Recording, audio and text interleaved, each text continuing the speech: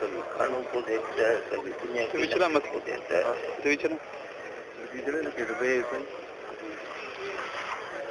ساری چیزیں اس کو نظر آتی ہے، اللہ نظر نہیں آتا۔ یہ دل کا اندھا ہے، یہ دل کا اندھا ہے۔ اللہ ہماری دل کی آنکھ کو کھول دے۔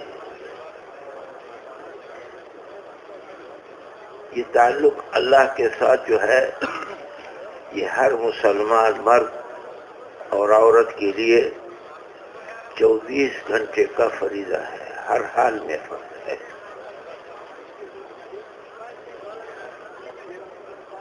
یہ صرف ایسے نہیں جیسے نماز 5 وقت فرض ہے۔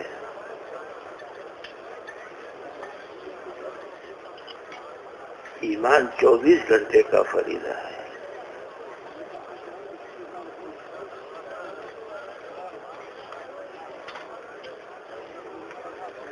اگر اللہ کے تعلق کے بغیر کسی چیز میں لگا، کسی چیز میں مشغول ہوا، اللہ کا تعلق نہیں ہے۔ جو بھی ہو یہ ایسا ہے جیسے زہر کھا رہا ہے۔ یہ بات نہیں کہ یہ زہر کو تریاق سمجھتا ہے، اس واسطے اس کی صحت میں اضافہ ہوگا۔ زہر زہر ہے، جس کو جو بھی کھائے، پڑھا لکھا ہو، ان پڑھ ہو، غریب ہو، امیر ہو، جس سطح کا بھی ہو، زہر اپنا اثر دکھاتی ہے۔ یہ اپنی ذات کا بھی قاتل ہے۔ اللہ کے علاوہ کسی چیز میں مشغول ہونا یہ اپنی ذات کا بھی دشمن ہے، بے وجہ جان دشمن ہے۔ ساری چیزوں کو بنایا، اپنے آپ کو بگاڑا۔ یہ جان ہماری نہیں ہے، یہ اللہ کی ہے۔ یہ کس کی ہے؟ جیسے دوسروں پر ظلم حرام ہے، اپنے اوپر بھی ظلم حرام ہے۔ یہ ہماری نہیں ہے، یہ آنکھ ہماری نہیں ہے، یہ اللہ نے دی ہے۔ یہ کس نے دی ہے بھائی؟ یہ ہاتھ کس نے دیے ہیں بھائی؟ اللہ نے دیے ہیں۔ کس نے دیے ہیں؟ اللہ جل جلالہ نے دیے ہیں۔ یہ ہاتھ قیمتی کب ہوگا؟ یہ آنکھ قیمتی کب ہوگی؟ یہ دماغ قیمتی کب ہوگا؟ یہ اعضاء قیمتی کب ہوں گے؟ جب اللہ کا امر اس میں ہوگا۔ اللہ کا امر عالم کون کی روح ہے۔ عالم کون جو قیمتی بنتا ہے وہ عالم شرع سے بنتا ہے۔ اگر عالم کون عالم شرع سے مربوط ہے، عالم شرع جو ہے وہ قانون ہے عالم کون کے لیے، اور جو قانون کا باغی ہو، اپنی خواہش پر زندگی گزارتا ہے، وہ اپنے آپ کو بھی برباد کرتا ہے، قوم کو بھی برباد کرتا ہے، ملک کو بھی برباد کرتا ہے، مسلمانوں کو اور انسانوں کو بھی برباد کرتا ہے۔ یہ اپنی ذات کا بھی قاتل ہے، یہ قوم کا بھی قاتل ہے، یہ مسلمانوں کا بھی قاتل ہے، یہ سارے انسانوں کا قاتل ہے۔ یہ اتنی خطرناک بلا ہے، اتنا خطرناک جانور کسی جنگل میں نہیں رہتا۔ انسان کا بننا سب سے پہلے ہے، مکان بعد میں ہے، گزشتہ بعد میں ہے، انسان پہلے ہے۔ اللہ ہمیں صحیح انسان بنائے۔ تو اللہ کا تعلق 24 گھنٹے کا فریضہ ہے۔ اتنی محنت کرنی ہر مرد اور عورت کے لیے، ہر طبقے والے کے لیے فرض عین ہے کہ اللہ کی آواز کو پہچان لے۔ اللہ کی، جب اللہ اس کو بلا رہے ہیں، اللہ کا امر اس کی طرف متوجہ ہو، تو پھر کسی اور چیز میں نہ لگے بلکہ اللہ کی طرف دوڑ لگائے، اللہ کی طرف دوڑ لگائے، پھر اور چیزیں مشغول نہ ہو۔ علماء کو اللہ جزائے خیر نصیب فرما دے، انہیں مثالوں سے سمجھایا۔ مثالیں مقصود نہیں ہوتی، مثالوں سے مقاصد کی وضاحت ہوتی ہے۔ بعض نادان مثالوں کو مقاصد کا درجہ دیتے ہیں، اس سے احکامات ثابت کرتے ہیں۔ نہیں، ہر مثال کو قرآن اور حدیث اور شریعت پر پیش کرنا چاہیے۔ اگر اس کی تائید شریعت میں ہوتی ہے، قرآن حدیث سے ہوتی ہے، پھر تو سر آنکھوں پر ہے۔ لیکن اگر تائید نہیں ہوتی تو پھر وہ مثال مقصود نہیں ہے، مثال سے مقاصد کی وضاحت ہوتی ہے۔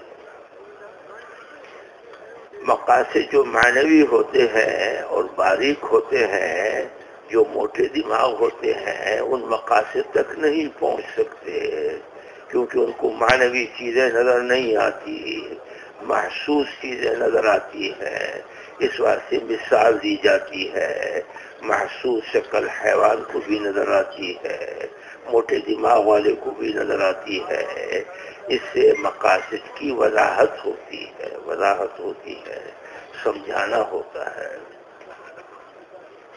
فرمایا یہ باز جو ہے، باز ایک پرندہ ہے، شکاری اسے پکڑتے ہیں، اس سے شکار کرتے ہیں۔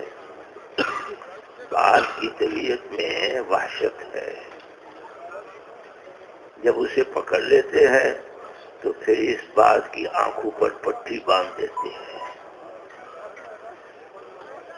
اس کے پروں کو باندھ لیتے ہیں، پھر اس کو ایک تاریک کمرے میں کوٹھی میں رکھتے ہیں، جہاں نہ کھانا ہے، نہ پینا ہے، نہ کوئی آواز ہے۔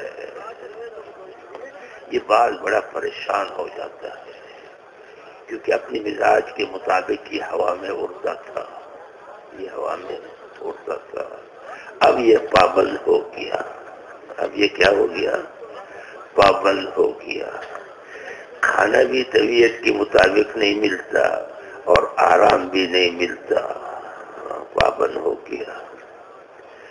جب اس کے مالک کو یہ پتہ چلتا ہے کہ اب یہ بہت پریشان ہو گیا ہے، کیا ہو گیا بھائی؟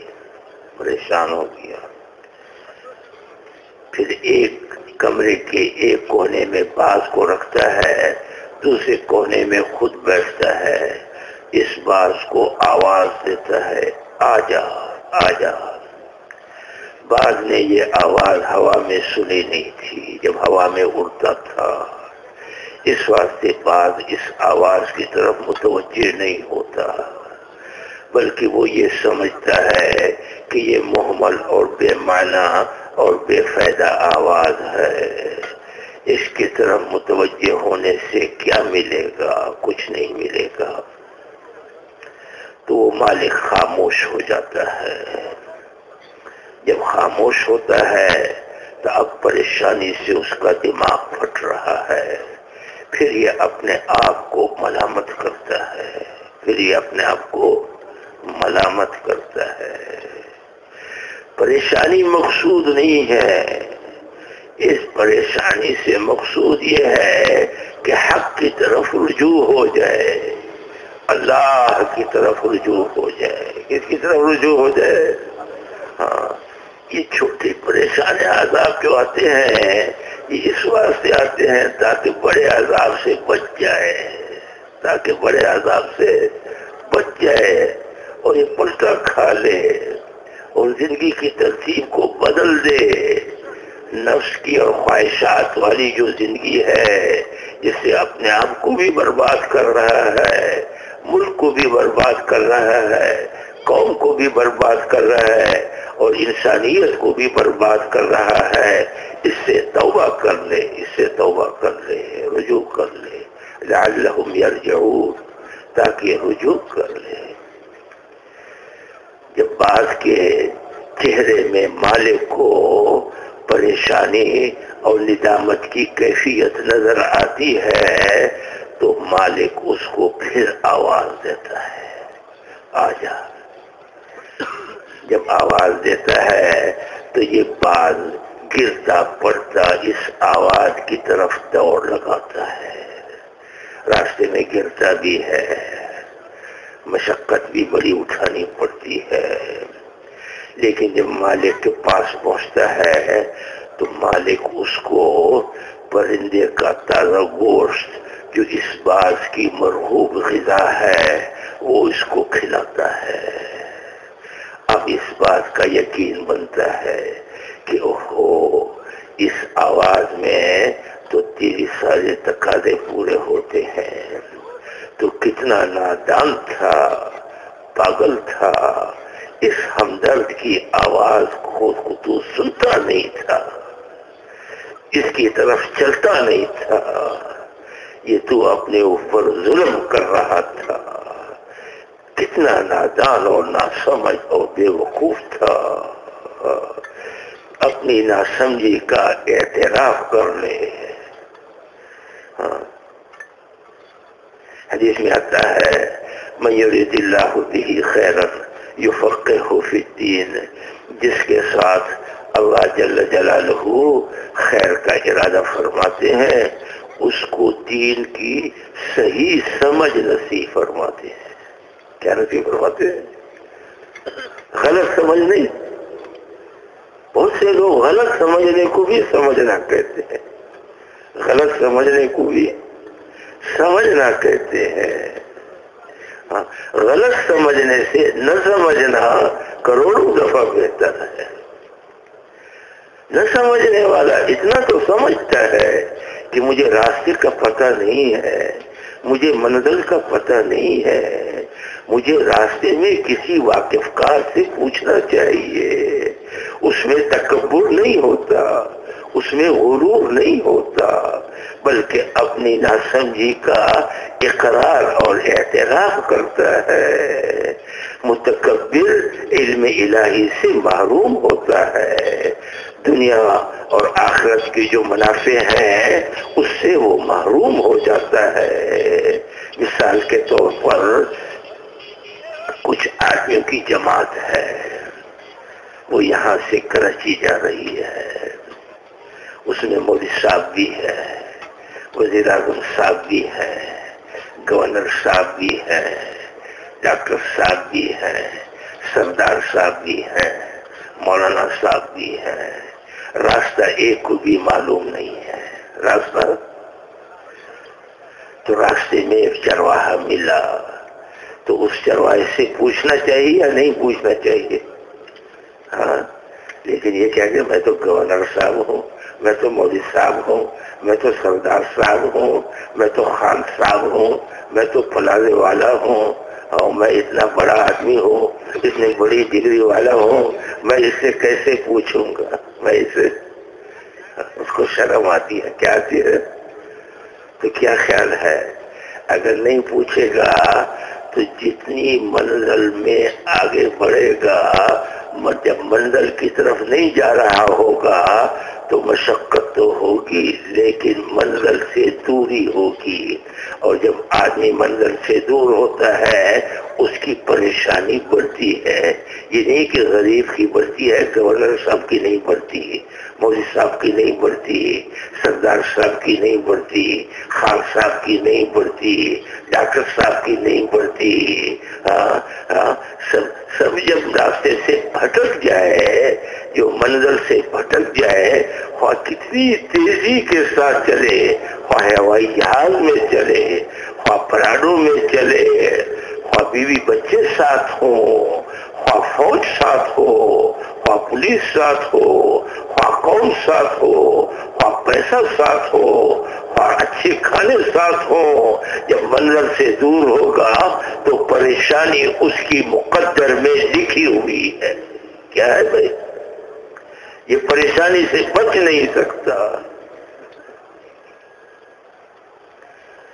دین جب زندگیوں میں آئے گا تو انفرادی اور اجتماعی میں جو مسلمان بھی اور غیر مسلم بھی سب ڈوبے ہوئے ہیں، یہ جو ہوتے کھا رہے ہیں، ان کو کچھ سکون ملے گا اور اللہ پاک ان کو دل میں ایک خوشی کی لہر کو پیدا فرما دیں گے۔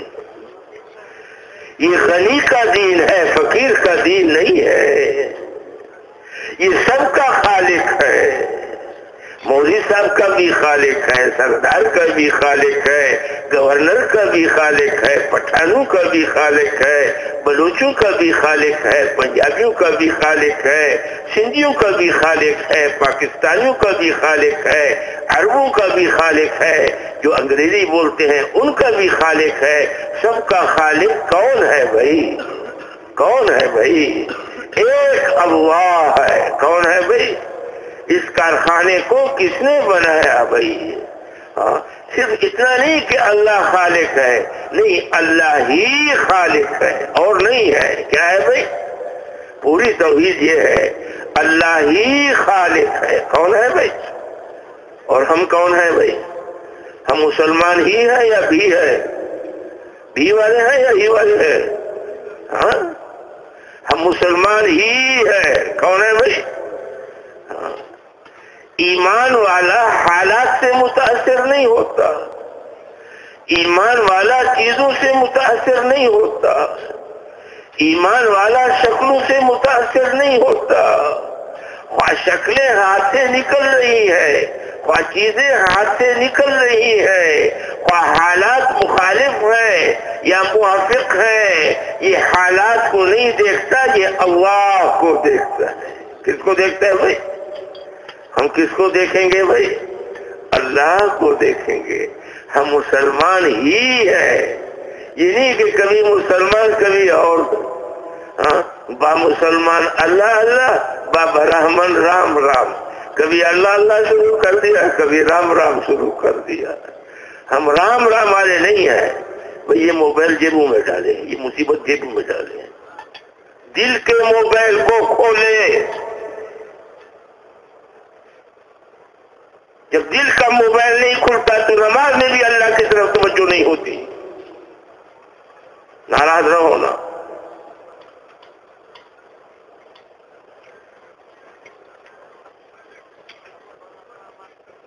دل کا غافل ہونا یہ عذاب ہے، عذاب۔ دین کی سمجھ اللہ نہیں دیتے۔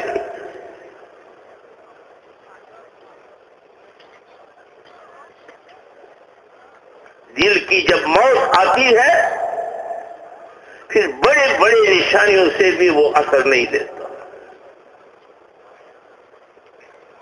انسان ہے، غلطی ہو جاتی ہے، وقت ضائع ہو جاتا ہے۔ دوسرے نے 50 لاکھ کمایا، اس کو کچھ بھی نہ ملا، لیکن جب سمجھدار ہوگا اسے غم تو ہوگا کہ اگر یہ وقت تو ضائع نہ کرتا تو 50 نہیں 30 لاکھ تو تجھے بھی مل جاتے۔ میری بات سمجھ رہے ہیں نا؟ اور جس کو اس کا غم بھی نہیں ہے، نقصان کو نقصان نہیں سمجھتا، فائدے کو فائدہ نہیں سمجھتا، فائدے کو فائدہ نہیں سمجھتا، یہ دل مردہ ہو چکا ہے۔ یہ دل اور مردہ دل، اللہ حفاظت فرمائے۔ ساری دنیا میں زلزلہ آتا ہے، پہاڑ ہلتے ہیں، زمین ہلتے ہیں۔ دوسروں کی کیا شکایت کروں، آپ لوگ تو اچھے ہیں، میرے سمیت میں بھی اسی کشتی میں ہوں، اللہ کرے میں بھی نبیوں والی کشتی میں آ جاؤں۔ میرے سمیت کسی کا بھی دل ہلا ہے یا نہیں ہلا؟ گناہوں سے توبہ کی ہے یا نہیں کی؟ دل کی آنکھ کھلی ہے یا نہیں کھلی؟ اللہ ہماری دل کی آنکھ کو کھول دے۔ اللہ پاک اپنا تعلق نصیب فرما دے۔ فرمایا وَلَا تُطِعْ مَنْ أَغْفَلْنَا قَلْبَهُ عَنْ ذِكْرِنَا، اے میرے حبیب آپ اس کی اطاعت مت کرے جس کی دل سے میری یاد نکل چکی ہے۔ اس کی دل سے میں نے اپنی یاد کو نکال دیا ہے۔ آپ اس کی اطاعت نہ کریں۔ وَاتَّبَعَ هَوَاهُ، جو خواہش پر چلتا ہے، عمل پر نہیں چلتا، نبی کو نہیں دیکھتا، اللہ کو نہیں دیکھتا، احکامات کو نہیں دیکھتا، خواہشات کو دیکھتا ہے۔ وَكَانَ أَمْرُهُ فُرَطًا، اس کا معاملہ حد سے بڑا ہوا ہے، بڑا ہوا ہے۔ اللہ کرے کہ موت سے پہلے اللہ توبہ کی توفیق نصیب فرما دے، ساری انسانیت کو اللہ پاک توبہ کی توفیق نصیب فرما دے۔ تو میں عرض کر رہا تھا کہ مالک اس باغ کو پرندے کا تازہ گوشت جو اس کی مرغوب غذا ہوتی ہے، مرغوب غذا ہوتی ہے، وہ اللہ پاک اس کو نصیب فرماتے ہیں، وہ نصیب فرماتے ہیں۔ پھر جسے پیاس لگی ہوتی ہے اسے ٹھنڈا پانی بھی پلاتے ہیں۔ اب اس بات کو یہ یقین ہوتا ہے کہ اس آواز میں تیری سارے تقاضے چھپے ہوئے ہیں، پورے ہو رہے ہیں۔ پھر اس آواز کی طرف لپکنا یہ بوجھ محسوس نہیں کرتا، بلکہ خوشی محسوس ہوتی ہے۔ کیا محسوس ہوتی ہے؟ کسی سے کہو 5 من کی بوری ریت کی ہے، کنکروں کی ہے، پتھروں کی ہے، اٹھاؤ تو بوجھ ہوگا نا۔ اور بعد میں کوئی کہے نہیں یہ 5 من ہیرے تھے، کیا تھا؟ کہتے میری کمر پر رکھ دے، 5 من اور بھی رکھ دیتے تھے۔ کیا رکھ دیتے؟ ہیرے۔ اللہ ہمیں دین کی صحیح سمجھ نصیب فرمائے۔ ناراض نہ ہونا، یہ گدھا جو ہے یہ بے وقوفی میں ضرب المثل ہے کہ فلانا گدھے کے گدھے ہو، حالانکہ گدھا نہیں ہوتا، آدمی ہوتا ہے۔ کیا ہوتا ہے بھائی؟ آدمی ہوتا ہے۔ لیکن کہتے بے وقوف ہے، نادان ہے، ناسمجھ ہے۔ یہ گدھا اتنا سمجھتا ہے، مالک کو پہچانتا ہے۔ پہچانتا ہے نہیں پہچانتا؟ مالک اس پر بوجھ رکھے انکار کرتا ہے کیونکہ اس کو ڈنڈا بھی نظر آتا ہے۔ ڈنڈوں سے گدھے ٹھیک ہوتے ہیں۔ آج کل لوگ آدمی کو بھی گدھے ہی سمجھتے ہیں، اللہ معاف کرے۔ آدمی تو اشاروں پر چلتے ہیں۔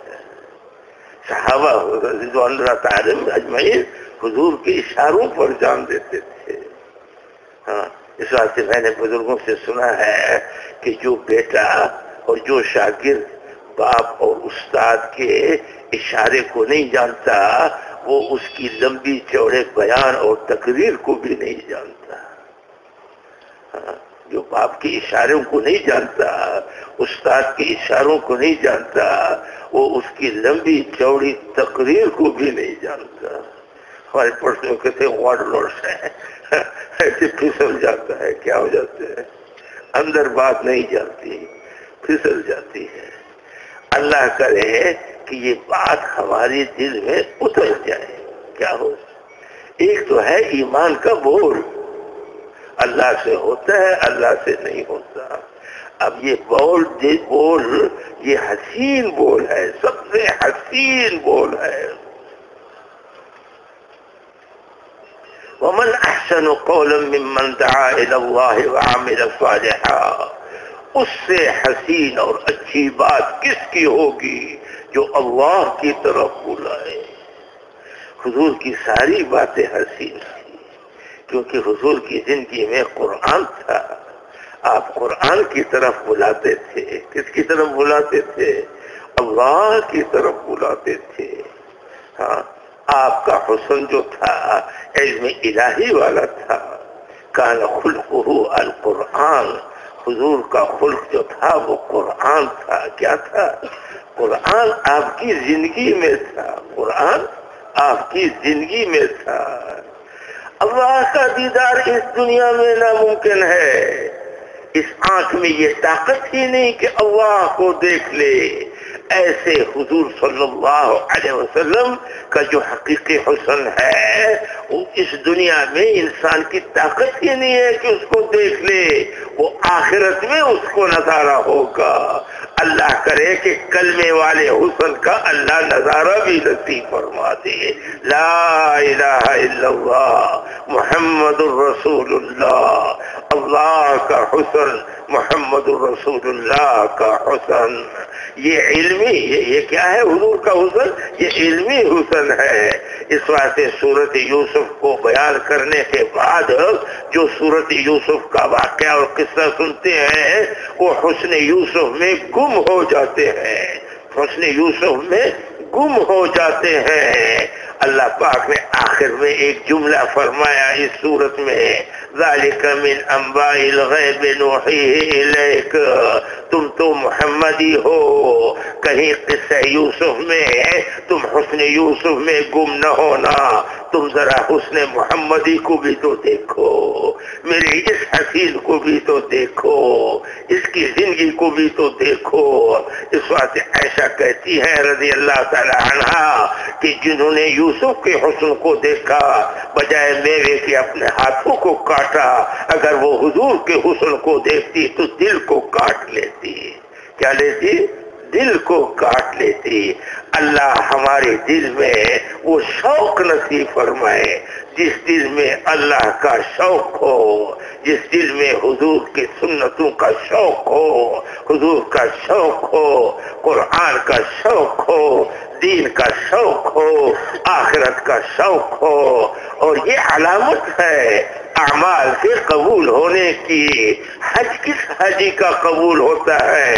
اس کی ایک علامت یہ بھی لکھی ہے، زاہداً فی الدنیا وراغباً فی الآخرہ، اس حج صاحب کے دل سے دنیا کی محبت نکل جائے، آخرت کی محبت آ جائے۔ کیا ہو جائے بھائی؟ اگر حج کے بعد بھی وہ محبت نہیں آئی تو بڑے خطرے کی بات ہے۔ ہم کسی کے اوپر فتویٰ نہ لگائے، حج صاحب اپنے اوپر خود فتویٰ لگائے۔ میری بات سمجھ رہے ہیں نا؟ ایسا نہ ہو کہ ہم حج اوپر فتویٰ لگانے والے، وہ خوش قسمت ہے حج تو کر لیا، اللہ ہمیں وہ حج بھی نصیب فرمائے اور وہ کیفیت بھی نصیب فرمائے، اللہ وہ ہمیں کیفیت بھی نصیب فرمائے۔ اس واسطے عمر ابن عبدالعزیز رحمۃ اللہ علیہ بہت بڑے خلیفہ تھے، لیکن زندگی بہت سادی تھی، کپڑے موٹے ہوتے تھے، پھٹے پرانے ہوتے تھے، مکان بھی کچا ہوتا تھا، اس مکان کی طرف جو زینہ چڑھتا وہ بھی کچا تھا، وہ ہلتا بھی تھا،